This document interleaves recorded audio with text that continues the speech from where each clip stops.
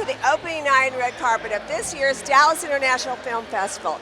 Two Texas-based films are premiering tonight, The Salamander King and The Short Game, both with golf themes. Other films cover family tragedy, cremation and banking, Indian cricket, and other fun subjects. We're going to see who we can wrangle. Hi, I'm Katie Schuck. I'm the Dallas Film Commissioner. You're brand new here. I am. I've been on the job for about 4 months now, and I am just thrilled to death to be here in Dallas. So what are some of the high-level things you hope to accomplish here? I am just delighted to be in Dallas. We are the best, hub for production in Texas. We are, and I'm here to try to prove that we're number one in the state when it comes to film production. So we've been diligently at work trying to make sure that we're tracking all of the production that's happening in town and making sure that we're just amplifying all of these incredible projects that are happening. This is the movie George, and it's about, cremation and baking. So tell us about how this works together. It's basically about a guy, George, played by Adrianne Palicki, who he works at he's a cremation guy by day, but by night he loves baking, and his two passions seem to overlap a little bit too much. Can you explain that? Yeah, it's just a wonderful tribute to the real movies that we love, character-driven, kind of like an homage to David Lynch. Really? And we're developing a feature length of it, and so it's an exciting time for us. Can you give me a spoiler, like do you bake something in the crematorium or what? Let's just say everything winds up smelling great. Thank you. I'm so happy to be here. We've got the cast back together. Almost everyone's here. We've got crew here. We've got our families and friends, and we're so excited to show the movie to the world. We put a lot of love and heart into it, and there's a lot of laughs, and we hope people love it as much as we do. Did you have a fun story that's sort of Austin weird-esque that happened during the shooting of the movie? With this cast, every day was weird, especially with him. No, we've got such a funny group of people that when we got all these funny people in one room, they just went together like Tetris blocks and fit together, and it felt like they'd known each other for years. But because of the nature of these characters, it was very weird and crazy, and sometimes I had to chill them out and calm them down because they were having so much fun and improvising and Get serious. Sometimes doing too much, and I'd be like, hey. Adrianne Palicki, you are an actress in The Salamander King and also another premiere, Due West. Tell us a little bit about the differences in your characters. Well, definitely different. One is two very different storylines, and Due West is very important to me because I also was a producer on it, and with two of my best friends who created the entire world. And funny enough, that's how Austin and I started this project, because I asked him to be in my movie, and then he's like, okay, yes, but will you be in my movie? So that's how it worked. Yes, and we've known each other since Friday Night Lights, so we've known each other for 18 years. Oh my God. So it's been a long time.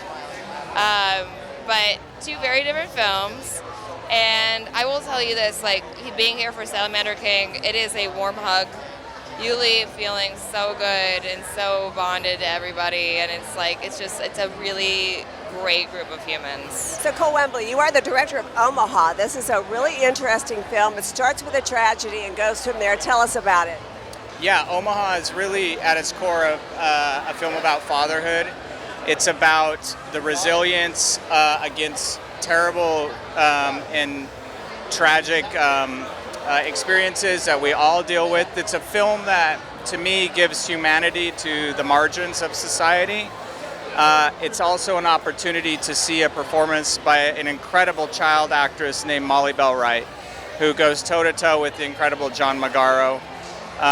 It's a film that I think really explores empathy in a way that I love about movies. I've been in love with Austin for 25 years, and 25 years ago, it was a lot different than it is today. But I fell in love with the dive bars, the live music scene, Barton Creek Greenbelt, Barton Springs, municipal golf courses, and I always wanted to write a story about Austin and how it's changing, and that sort of dynamic between old Austin and new Austin, where it's going and where it's been. And, Lions Municipal Golf Course in the center of Austin is threatened with extinction. Now, that's a great way to tell a bigger story about what's happening more globally with Austin and other kind of mid-sized cities too. When the high cost of living goes up and there's a big influx of people that come in, a lot of times people in places that make it so unique get displaced. And so we wanted to kind of make a story about that, but also make it a lighthearted, feel-good comedy too. It was a dream come true. So I don't know if you've been to Austin, but it's a real music city, and we got all kinds of different music going on. And I was able to work with a bunch of different styles and musicians and teams, bring them together and write for them. It was a real collaboration from the heart and soul of Austin.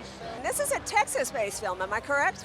It is. We used a large amount of Texas-based crew and cast, and All right. filmed entirely here in Texas. Was it in Dallas? We actually shot most of it up in Sherman, Texas, about an hour north of Dallas. I know it well. So tell me about your character. I'm not a good person. Oh, no. But it's really fun, it just makes it more fun. I am the competitor to like the #1 rival of the good guy, Jeremy.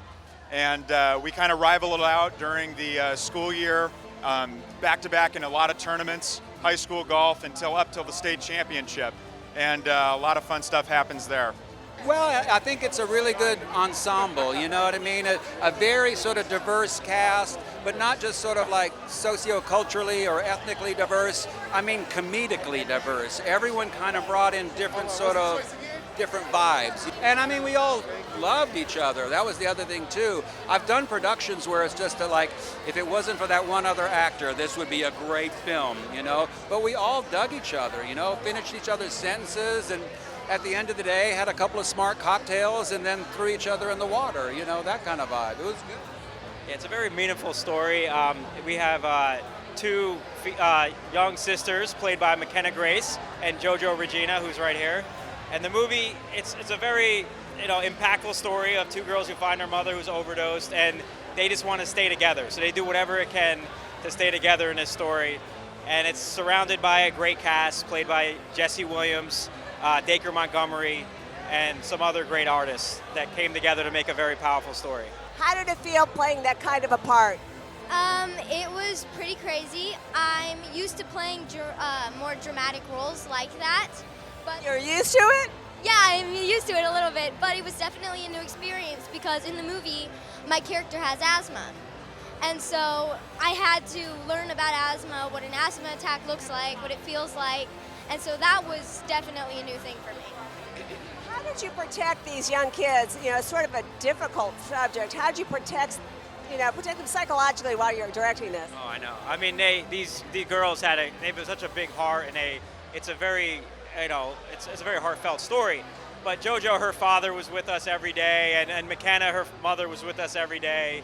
And just we just did it as a team, as a producer team, and our director really came together to present a set that was very warm, and we were a family. The story is inspired by my own sobriety. Essentially, I'm 12 years sober, so I wanted to tell the story about somebody who essentially can see into the future and see their bad decisions manifest in, their own demise and their own destroyed friendships, because that's what I did when I went sober. Is I essentially imagined 10 years from now, if I kept drinking and I kept being this darker self, where would I be? Would I be alive? Would I have friends? And reflecting on that made me realize there was a me in the future I could save today by stopping drinking. So I did 12 years ago, and this music video kind of encapsulates that. Tell us about it. It's about juvenile detention and somebody escaping. Yeah, it's about a kid who's in juvenile detention who yearns for freedom and then finds a way to escape and then has to decide what choice he's going to make after he escapes. What does he do? Can you tell me? Yeah, well, he goes back. He goes back to juvenile detention. Because he grows up, he becomes a man, he has this moment and he realizes that true freedom, quote unquote, is going through the proper steps. And then if he escapes, he'll be looking over his shoulder for the rest of his life. How did you come up with the concept? I did it. My wonderful friend Megan wrote it because she was a lawyer for kids. She was a lawyer for juvenile detention. So she came up with it, seeing how messed up the system is, and she wanted to shine a light on what actually happens in the detention system. Hi, I'm Andrew Perez, and I'm here with a short film. It's a 19-minute film called Supper. Very dark. It's by Joshua Ryan Dietz, who is a writer who's making his directing debut. Beautiful film, ensemble film, great group of actors, amazing cast. What's it about? It's about a guy who comes home. I'm playing this guy. It's my birthday, and I'm bombarded by my family, and they found a legal way. It's a new legal way of kicking someone out of your family forever. So they've done this on my birthday. We've all been a part of a cult, and the cult has disbanded. I'm still a believer, and The family gets rid of you. yeah, family gets rid of me, and it gets crazier from there. Wow, all in 19 minutes? All in 19 minutes. It's a whole roller coaster, and yeah, there will be blood. It's elements of horror for sure. Sounds like fun. Well, the movie's about gentrification-ish, right? Yeah. Old Austin versus New Austin. So my character represents New Austin, which is the tech money industry, primarily from California, coming out and invading all the old school Austinites, right? Taking away the Austin weirdness. Yes. Well, I would say flipping it and making it a different version of weird, right? My character is Loney in the movie Salamander King. Tell me about your character. Character Loney, he's very down to earth, musical guy. He loves to just have fun, enjoy himself. He wants to keep his friends and have fun with him. I'm Temple Baker. I'm your Salamander King, and my character name is Travis Burnett. And they're all weird in the Salamander King. You're Austin weird. Hey, we're all weird in Austin, so that didn't take a lot of acting, because I'm born and raised, and I am a weird kid. We met because I was following his journey, and this is a documentary film, documentary feature. For me, it was important to make this film because we all have been at a point in life where the roll of dice doesn't land in our favor. Ain't it the truth? Yeah, but what do you do then? When the deck of cards is not in your favor, you're dealt the wrong hand, you keep moving forward. You only fail when you stop trying. It's so true. Well, congrats on the film. Thank you so much. I really look forward to sort of, seeing it, and of course... See your life on film, it'd be fun. Well, yeah, I mean, the message is more important than me personally, and I hope that the message resonates with a lot of people. There are millions like me in India, and I hope that sort of this message can go to them and they can keep keep sort of fighting for their goals and not give up.